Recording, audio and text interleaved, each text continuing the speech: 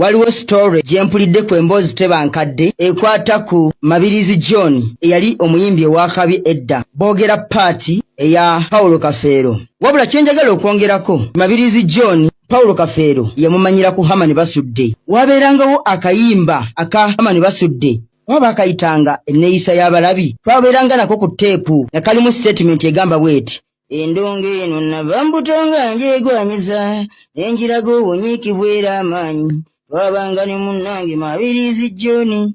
Basudde yali ayimba bw'atyo point eri nti Basudde yali nfanfe wa Mabirizi John. Paulo Kafeero mu kwegomba yeegomba Mabirizi John era gwe yakoppa. Wulira ezimu ku nnyimba za Mabirizi John. Plan B Records, ye studio yokka ekuwa ekiri ku mulembe. Oyagala ku recordinga luyimba ku Plan B Records. Tu recordinga nyimba ez'ekika kyonna nga raga, reggae, kadongo kamu, afrobeat, band music n'ebika bya music byonna eby'enjawulo. Olwaleero emboozi njijje mu ka video ako ke musose okulaba ka Mwami Kayemba Sanctuary ku TikTok, era ndowooza atera okugira story behind ebiri emabega w'emboozi. Kale bw'atyo bw'ajja n'abawa ebintu, naye kankutteko nnyo nfunye abakampeereza ku WhatsApp nga boogera ku gundi ya John Mabirizi asisinkana atya Prince Jopo Kafeero, kubanga omukulu Kayemba alaga nti Hamani Basudde ye yasisinkanya Kafeero ye yasisinkanya Kafeero ne John Mabirizi. Kyenjagadde oba oli awo tuterezeeko n'ebimu, alina n'oluyimba lwayimbyawo nti lwa Hamani Basudde, oba oli awo tujja kubanga tuterezaamu ebyo ebitateredde bulungi. Mwami Kayemba, kyensookera ddala ku kwebaza kwagala kadongo kamu, weebale mugatako tofaali n'abantu abalala namwe mwebale nnyo, mwebalire ddala. Ngenda kwebaza emboozi tabankadde n'omukyala Jojo omuzira nnyonyi Joan Nanyombi, kubanga be basoose okugyayo ennyimba za John Mabirizi. Olwo ndowooza ono naye kwe kubeera ng'akola ki, akwatibwako aleete emboozi eyo, naye ng'ono yagyesigamizza ku mboozi ya mwami emboozi tebankadde, kubanga ye ng'alaga Paulo Kafeero basisinkana batya ne John Mabirizi.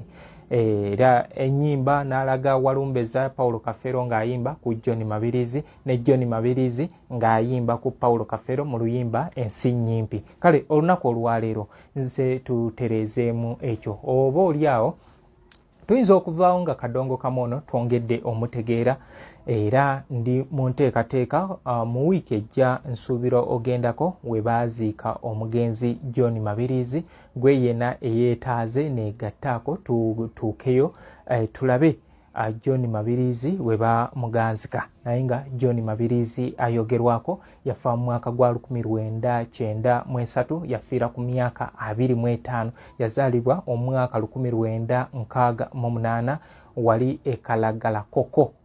Kalagala Koko gye yazaalibwa, kati obudde buno ebeera disitulikiti y'e Luweero.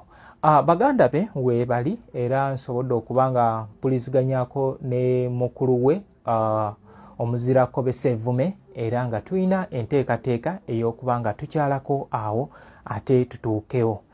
Kati ye oli omwami omulala gwalaze nti oluyimba lwa Hamani Basudde, nedda olwo si lwa Hamani Basudde, olwo lwakojja wa John Mabirizi gwe bayita David Wadimba.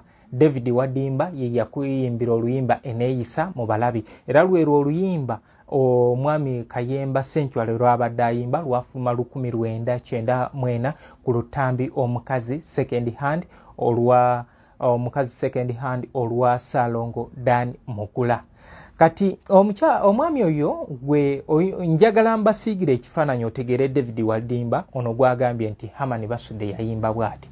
David Wadimba addayo mu luyimba lwa Senga Florence Namirimu olumanyiddwa nga Omwana w'Abalo Part 1, oluyimba olwaleeta Florence Namirimu.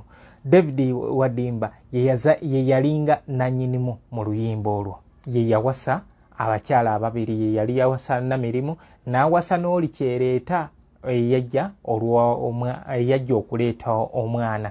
So yoyo David Wadimba, naye ng'obudde buno mulwadde muyi n'emabegaawo lwali lutwala. David Wadimba lwali lutwala, olumbe lwamukwata nawo boolyawo nga endabirira ntono ate ng'omwenge mungi, kale ekyo ne kibanga kitawaanya obulamu bwe okubeera nga abeerawo nti oba n'embeera ey'okwetuusaako eddagala nga ntono. Naye nsobodde okwogerako ne Ssenga Florence Namirimu agambye naamutegeezaako etugenda alabe ku munne we baayimba oluyimba. Kyekyo kye mbagamba nti kadongo kamu amawulire tegaliiyo, naye ffe tugezaako baleetera ebintu bino mubeere nga musobola okubeera nga mubitegeera. Kale John Mabirizi ayogerwako, nkugambye yazaalibwa mu maka ga Muzeeyi Ssebuliba, kati naye mugenzi. Oyo Muzeeyi Ssebuliba yali mutabanyi wa Ssebuliba, ekitegeeza Ssebuliba ye jjajja waani, jjajja wa John Mabirizi.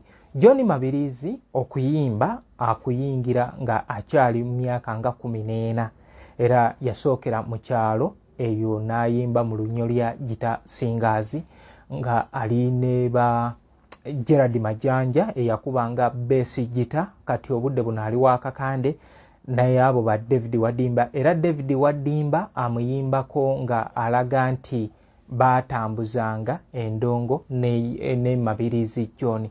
Gerard Majanja era yakulaga nti balina endongo nga bagikuba eyo mu kyalo mu lunyolya Gita Singers.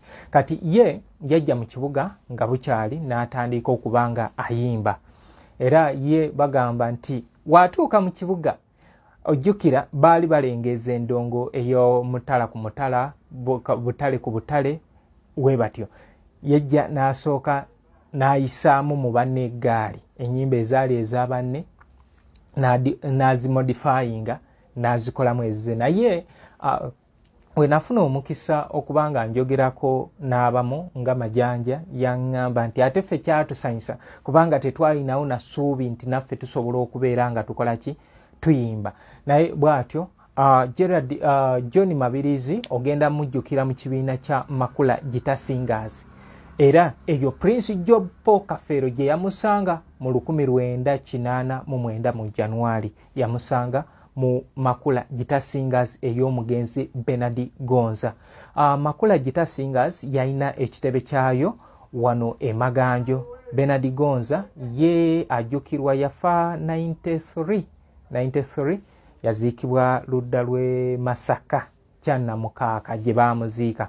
Era okumanya Prince Job Paul Kafeero kungubagira mukama we kubanga balina okukola olunaku olwo, naye yasazaamu kyo baali bakozeeyo mu Greater Masaka n'asaza. New Subs Fashions tukutuusaako ebiteeteeyi, kosaabaaya, engatto, ensawo z'abakyala, jackets, jeans n'ebirala. Tusangibwa ku Wilson Street ku kizimbe ekya Sunset Arcade ground floor shop number 2. Okututuukako va ku Pioneer Mall, otambule nga dda ku Arua Park, yisa ekizimbe ekya Wilson 1 oyite ku Health Link Pharmacy. Kati awo weekoma yambuka amadaala gakuyingize ku Sunset Arcade, awo ng'otutuuseeko. Engoye zaffe tuzijja China, Egypt, Vietnam n'amawanga amalala. Omukyalo omwambazi omulungi ayambala naffe. Be Easy Hotel and Bar tusangibwa Nsaggo ku lw'Ennakawuka. Ku lw'empeereza ennungi tukola essaawa 24. Tulina ebifo ebisulwamu nga biyonjo, ebiddaabirizibwa buli kadde, ebyemizannyo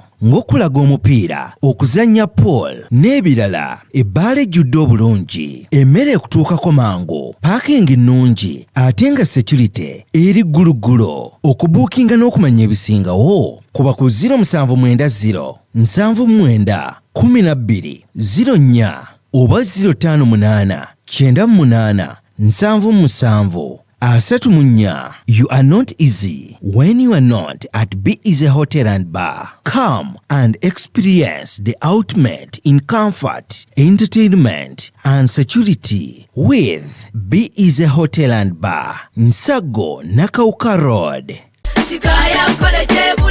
Omuzadde kankwanjulire Kikaya College School Bulenga lya kisulo n'abava ebweru, ly'abawala n'abalenzi, ligatta amadeeni gonna, liviira ddala ku siniya esooka paka ku y'omukaaga, lisomesa arts ne sciences. Omwana bamubangulira ddala, tebakoma kusoma busomi kyokka, bamutendeka emirimu gy'omu mutwe omuli okwokya welding, okusiba amazzi, okusiba enviiri, okukosa okufumba oba kiyite catering and hotel management, okuzimba, okutunga oba kiyite fashion and designing, okukanika emmotoka, kw'ossa amasannyalaze ku bitone by'abayizi b'ekansa omuli okuyimba okusamba omupiira wamu n'okubaka enja y'abaana nnungi layibulale ya mulembe ow'ekisulo osasula emitwalo 69 okwo nno kwe kuli okulya okusula okusoma n'endabirira endala yonna bisangibwa Bulenga ku Mityana Road kilomita 7 zokka okuva e Kampala kuba ku 0772 442 7 mu 9.